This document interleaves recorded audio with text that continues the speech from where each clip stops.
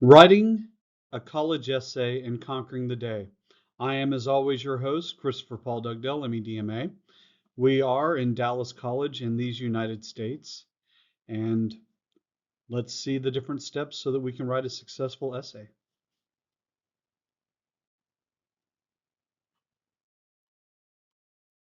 How to write a college essay or an AP essay. The first thing that you do is you circle the task at hand. What am I being asked to do? Am I asked to analyze, to assess, to compare? If you're doing compare and contrast, you need to do both compare and contrast. How's it alike and how's it different? Okay. Make sure that you know that the subject that you're covering, the historical subject. If you're asked to answer a question about the Civil War, don't talk about today. Make sure that you're on topic. Okay, box out the time period given or the assign one. Just make sure that you're staying on the topic that we're covering in class or that you're covering in class.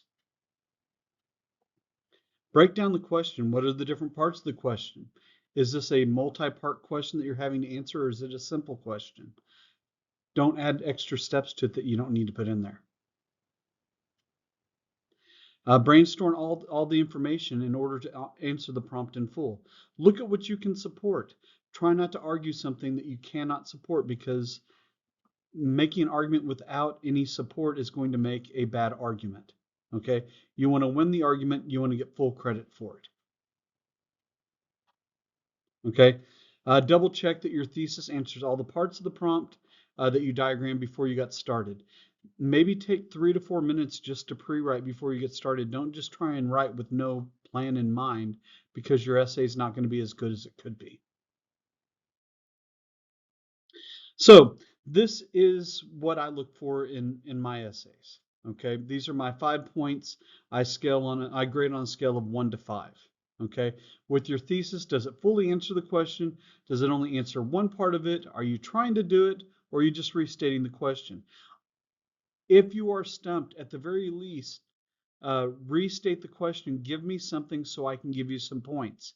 If you leave it blank, I can only give you a 0, but if you at least try to answer it, then I'm going to give you some credit.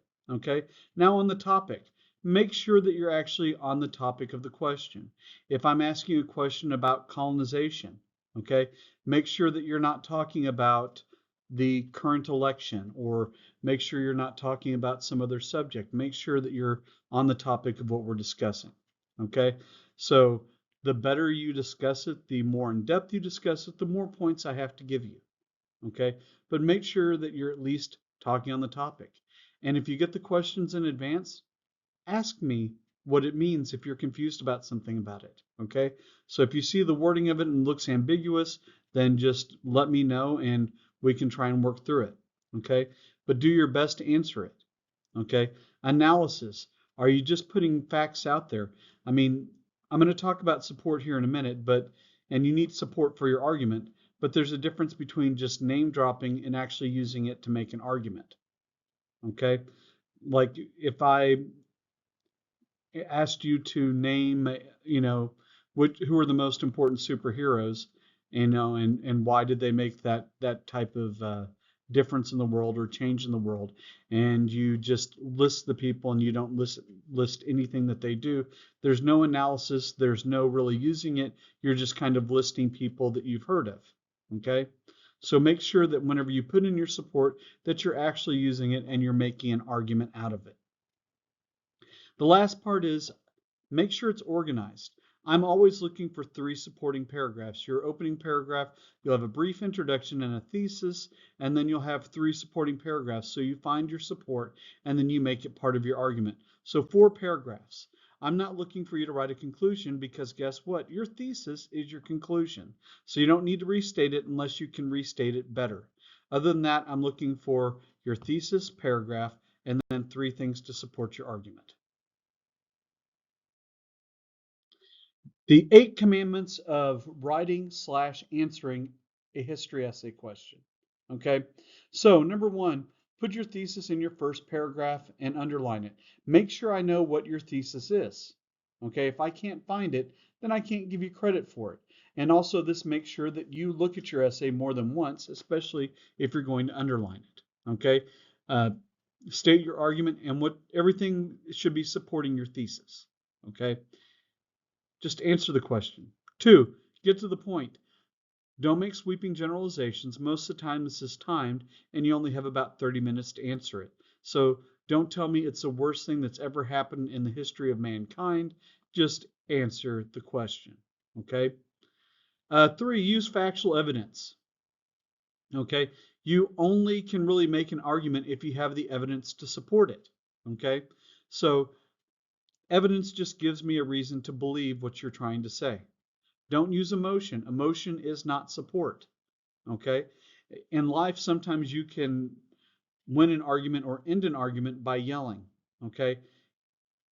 You're not going to get anything with me by yelling, or, I mean, you're writing it down. So I guess you can write in all bold and caps, but I'm just looking at the content. I really don't care. Okay? 4, answer what you feel, answer what you prove and not what you feel. Okay? If you had to write an answer and you don't believe it in any way, it doesn't matter. If you can prove it, then that's your argument. This is not an ethics course where I'm judging what you're saying. I'm judging what you can prove. Okay? Don't use personal pronouns.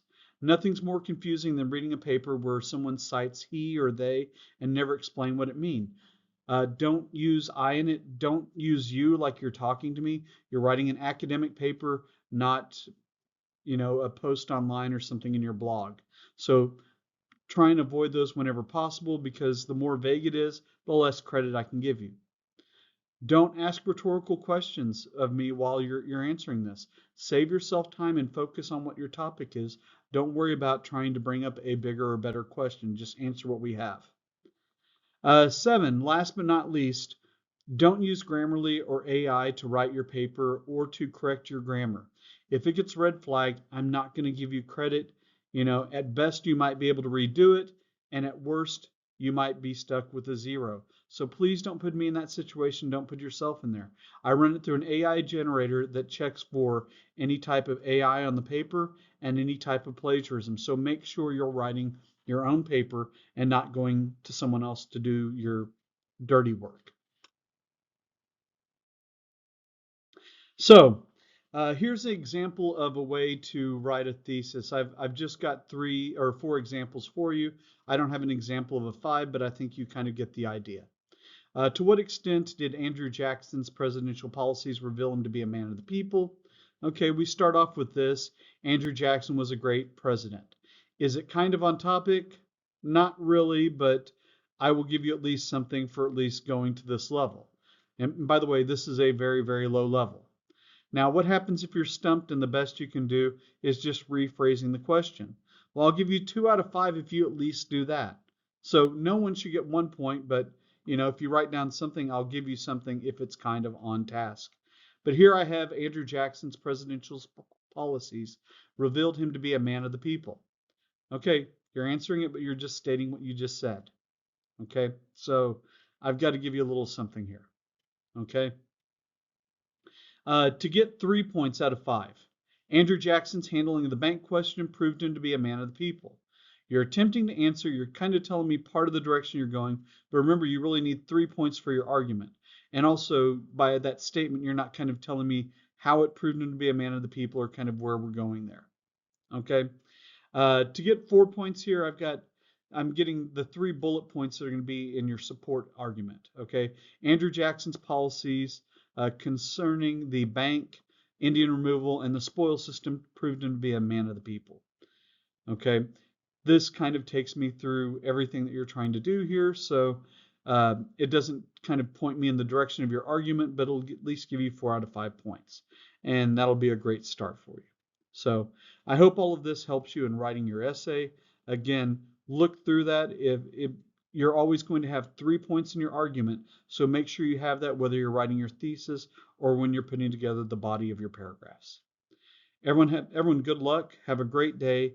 And if you have any questions, just make sure you email me. I'll see you online.